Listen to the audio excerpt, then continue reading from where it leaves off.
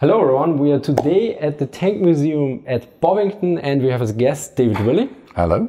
And we do a reaction video, but as something different. I brought German secret reports from pre-war about certain British tanks, and David hasn't seen them yet, and I'm gonna read it to him the first time, and he then will directly react, for instance, like, okay, this doesn't make sense, or you will immediately tell me, okay, this is clearly that tank, so feel free to interrupt me. And then we go along and talk about it. And maybe if the tank is in the collection, we visit it later or I show a video. It's rather spontaneous.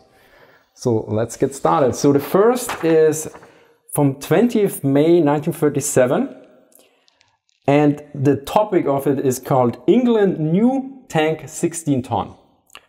To quote, informer not yet tested had opportunity to inspect new British medium tank at Woolwich Test Camp and reports. Weight 16 tons, speed 12 miles per hour, full capacity 2 tanks each 90 gallons, consumption 1.5 gallon per mile, engine 1 300 horsepower Armstrong, electrical starter with 2 64 batteries 175 ampere S, armor on important parts 1 and 5/8 inch, crew 5 men, armament 1 3-inch gun, 2 Vickers MG. Of the crew, 1 man is operating the gun in the turret. This gun is strapped to the turret with restraining straps. 1 man operates the MG in the front part of the tank, field of fire forward and sideways. 1 man operates the MG in the rear part of the tank with field of fire to the rear and sideways. The 4th man sits below the gunner, assists him, and is also a spare man. The 5th man sits in the front of the car as a driver. Observation through vision slits covered with 3-inch thick shatterproof glass. A smoke system is installed in the rear inside of the tank. Rations for 3 days are generally carried for the crew. There is a note in the tank: in case of fire, close all openings and fight fire. The crew told us that this new tank could not withstand the so-called Swiss bullets, so Schweizer Geschosse, but that it had been just penetrated by them during the tests. So what do we think it is? 1937, did we say? Yes, 1937 in May the report was filed. So as a 5-man crew, the 16 tons could indicate the 16-tonner. I'm not too sure about that because we don't progress that tank. So whether they've been looking at a vehicle, I don't believe it's a Vickers medium, which would be the other obvious thing because they've been around a long time. I'd like to think that they've been published, they've been filmed, they've been photographed. There's been lots on them for quite a while. So I certainly wouldn't have thought if you were reporting back, you'd be calling a standard Vickers medium a new tank. If it's a 5-man crew, we're talking something bigger than anything like the Matilda 1, which is, again, not quite there yet. You wouldn't have seen one in 37, I don't think. So it could be the 16-tonner that doesn't actually go anywhere. We don't further develop that. It's too expensive for us. And it doesn't say about sub-turrets. So you would have thought that if that might have been something you would have mentioned, that there was smaller turrets on the front, which again rules out certain other vehicles that were going on at that sort of period. So it's a tricky one. There's nothing apart from that 16 tons immediately makes it chime with me as a Vickers 16-tonner experimental vehicle. Whether that was down here, and we do know about certain demonstrations and etc., where all the defence attaches are invited, but I always think of those more as Salisbury Plain, not at Bovington. So the other question for me is, does the note in the tank "in case of fire, close openings and fight fire" make any sense? No, only in the sense, is that someone thought I'd write this down, you know, type of thing, that if there's a fire there hazard thing, it's just like, you know, extinguisher pull here sometimes on the side, you know, we try to but close all openings. It's like no, I'm not too sure about why you'd want to do that unless it's just to stopping feeding the fire. That would be the only thing. It's allowing oxygen in is to try and keep that sort of from feeding it. But yeah, I can't give a great deal of inspiration there, I'm afraid to say. But what, do we any other clues? We have more actually. It's very interesting that you mentioned the thickest medium. The other thing about rations for 3 days are generally carried for the crew. Is this correct or anything? I wouldn't. Yes, it could well be for an exercise or other things that way, but I wouldn't have said that would be part and parcel. It depends what exercise you're going on. There is no point issuing 3 days rations for a 1-day exercise, you see. So what that capacity is, if you are looking at things like Vickers Medium, it's a fairly sizable interior. So back to the First World War ones as well, you know, when you actually read the stowage lists and then what was added, you know, there can be quite, you know, a couple of chickens, something else, whatever going on. So that idea of what might be on there, whether, I don't think it's kind of like a red herring, because actually you would carry a certain amount of rations if you're going on an exercise, but the idea that you would not be driving around for 3 days without being refueled or replenished. So I'm not quite sure why that's such an important one as opposed to carry 3 days fuel. I mean, it's interesting. I've read a few of these reports, and usually some which are from the Eastern Front, they describe tanks that make no sense at all. So this is probably the closest one to an actual one. And here's basically the follow-up report from around 8th June.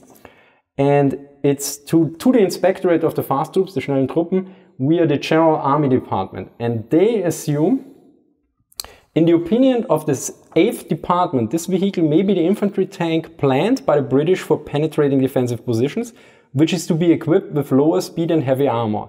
An assessment of the vehicle is requested on the basis of the information given so far, and whether any further news has been received, they are concerning the dimensions of the tank.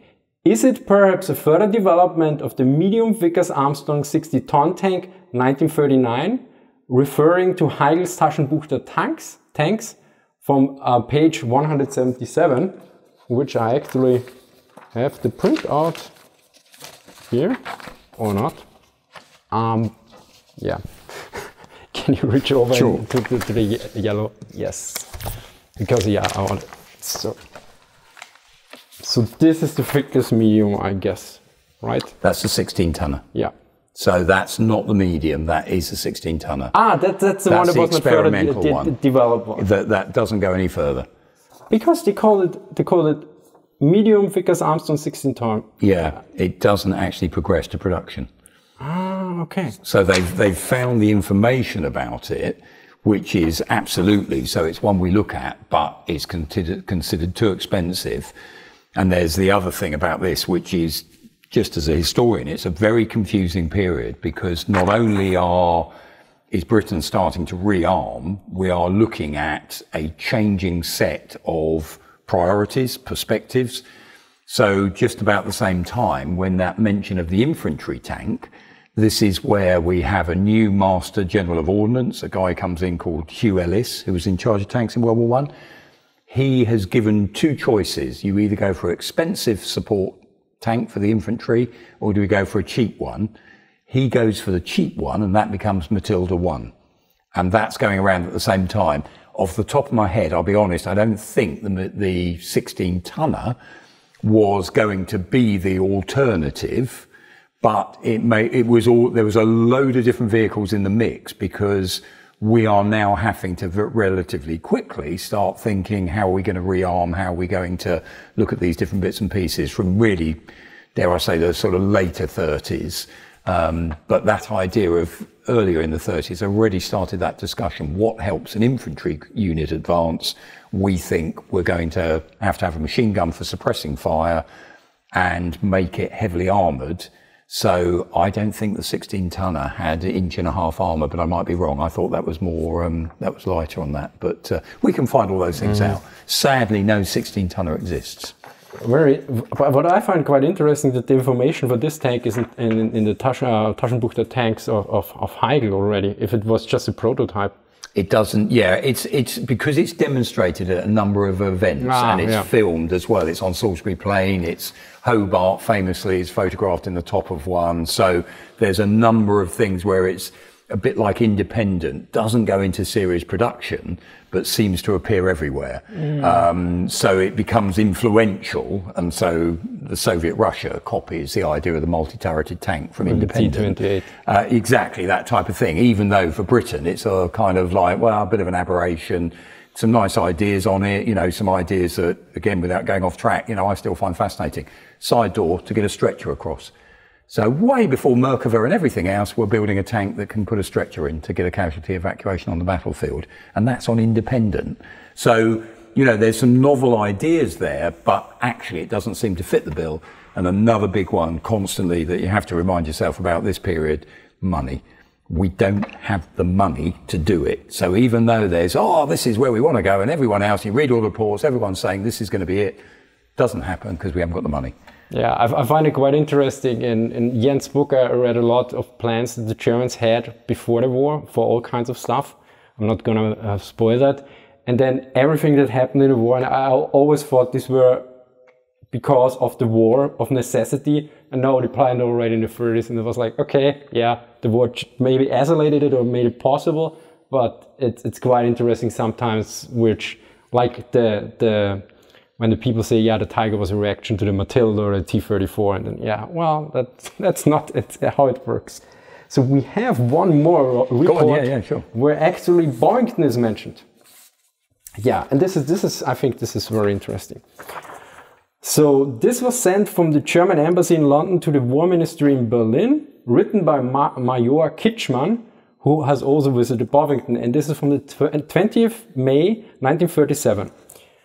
On the occasion of the visit of the General Field Marshal to the tank shooting school at Lwów on 18th May 1937, the new Freeman tank was shown at the end of the demonstrations.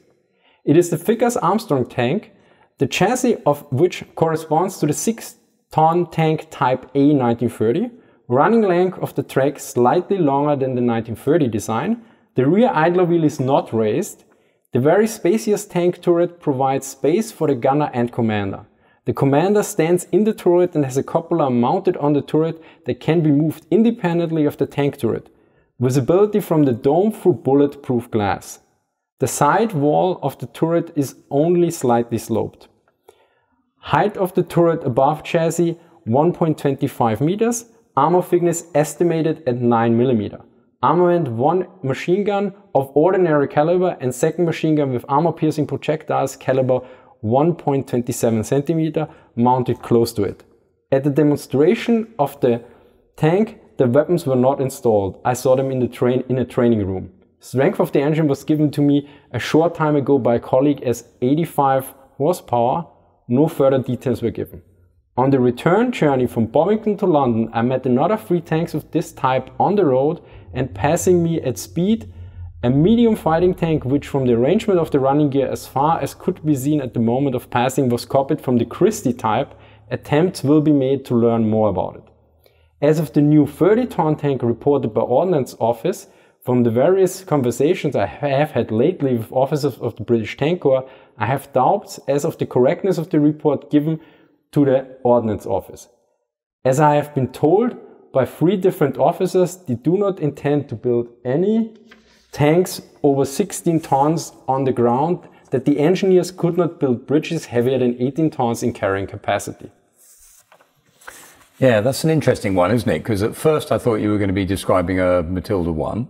I think from what they're describing, and again, that might need picking apart a bit slower, if you're talking Christie suspension, is that a separate vehicle? Yeah, that's a separate. These are what they saw when they were driving back. That's going on that way.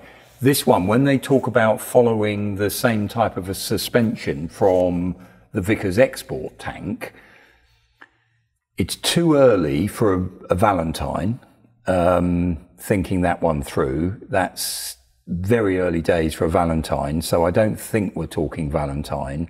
So whether we're talking with sloped armour, etc., something like A10, which is the British cruiser tank that we built just before the war, and we have a number of vehicles coming together that way.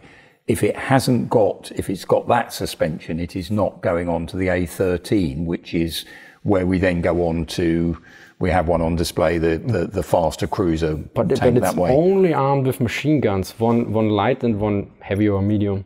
Yeah, I'm just thinking that through. So the other things that way. So we have obviously Light 6B, but it certainly doesn't sound like a Light 6B, which again has, from what they're describing, it's a .50 Vickers machine gun with a standard 303 machine gun next to it. So that dual mount is used on the Light 6B.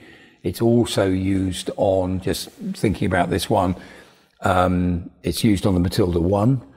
Which is why I was interested in that, but it doesn't seem to have that description. Matilda 1, even though you could argue the suspension does look a little similar to some of the earlier Vickers export tanks, etc. It's the whole thing about the Vickers, the Matilda 1 is done in a way that it's done on the cheap. It's thick armour, and that doesn't indicate particularly thick armour. He only estimated it, so that might be completely wrong, because if you look at the Matilda 1, it looks rather light. So I assume that the German would have said, okay, it's a light. But it's not a, when he's talking about speed, etc. This is the infantry. I think we're talking 8 miles an hour, if you're lucky, with something like a Matilda 1. Yeah, he mentions 85 horsepower. Yeah, but again, that idea of these rating of engines, that's, again, we're back to, without jumping ahead, 600 horsepower later for a Meteor. It just doesn't seem possible, something that power could power a tank along. Again, pick it apart. The only one is, read that first sentence about the visit by the Field Marshal. Just read that first bit. That very first sentence you read out about pertaining to the... On the occasion of the visit of the General Field Marshal to the tank shooting school at Lulworth on the 8th of May. General Field Marshal. He doesn't actually say German Field Marshal. Because, of course, we do have a famous visit where Blomberg visits Lulworth and is shown Matilda 1. He notes Herrn General Feldmarschall, which is the highest, the highest German rank, but I'm not sure if it referred to a British. What one might be just worth checking on the dates of when Blomberg visits, because we have photographs of that, and of course he's taken around. And interestingly, small point, whether it's true or not, Matilda 1 was shown to him, but they purposely got out a pencil and did lines on the armour plate to try and indicate that this actually was not one thick solid piece of armour. We actually put lines on, it was thinner, in pencil, to try and do that. That would explain the estimated 9mm. Could do, but you would have thought he would have said, no, it looked like it was laminate or different plates put together. But, and I'll find the resource of that one somewhere or other, but someone probably watching knows it. But I always find that interesting, and again, we're always fascinated when you see someone in full, basically Nazi regalia at the time. There he is, talking happily to British officers. There we are, as he was doing his tour around, sort of, doing a reciprocal visit type thing. So, very interesting. So both tanks don't really fit anything we know. Not that easily for me, but maybe picking that apart, we can then sort of say, if you put those images, put the stats there, maybe we could then start saying it looked like they've got this. And as that type of report is, so back to, you always have to go to these things, which is, did I believe what everything I was being told? That's which is one thing, which is, was deception purposely being used sometimes? What are the other things that we all make mistakes? We do it. I misquote things, you misquote things. Where a genuine error that we're feeding back on that. And also that we can go through certain periods where there's a plethora, lots of different vehicles, and we look at the whole range of that. Actually, it's only this that goes into full production. So have we looked at other vehicles which are dead ends or an earlier iteration for something? And it's a bit confusing if you're thinking, well, is that what's going to lead? It's got different stats, different engine, different thing at that point in its history. So picking that apart is always going to be a bit of an interesting one, sort of thing. But the fact he's defence attaché and this is an invite, he's not looking over the wall. Do you see, so this is obviously, he's been given information that's allowable to give. It's not like I've secretly pinched this out. Yeah, like the first report that kind of indicates it was more or less secret. Yeah. But then the question is if it was done intentionally to show a dead end maybe of a tank. So here you have this. So I very much doubt that period. I think there would have been some things that were not wanted, but don't forget, late 30s, we're still seeing Italy as the biggest threat. not Germany. So this idea that, you know, we could all keep quiet about this or whatever, you know, we're not there yet, okay, in terms of what the war coming and everything. And there's another angle, which is this peculiar one as well sometimes, which is if these are the tank guys, they're still having arguments in their own militaries about the utility of the tank. So once they get talking about what they might want to do or could do, that's always very interesting, seeing how, you know, when the German officer goes to, I've forgotten his name, goes to America, you know, he's freely saying what Germany is trying to do with its tank development, and some of the Americans are going, oh, you know, we're going this way, or we're doing. So that idea of just sharing ideas, nerds talking and forgetting secrecy and everything. Yeah, you know, the fact is that we always think it's going to be, oh, well, we didn't want to know that. Well, actually, you know, yes, there will be a point where the shutters come down, but up to that point, the idea of cooperation and exchange of ideas is, you know, and that's exactly what defence attachés are there to try and find out. You know, things that way. We don't always, it's not always has to be that secret extra bit of information that no one else. What's their philosophy? How are they going about it? Can we learn from this? Perfect. So, then thank you very much. No problem. Thank you for watching and see you next time. Bye.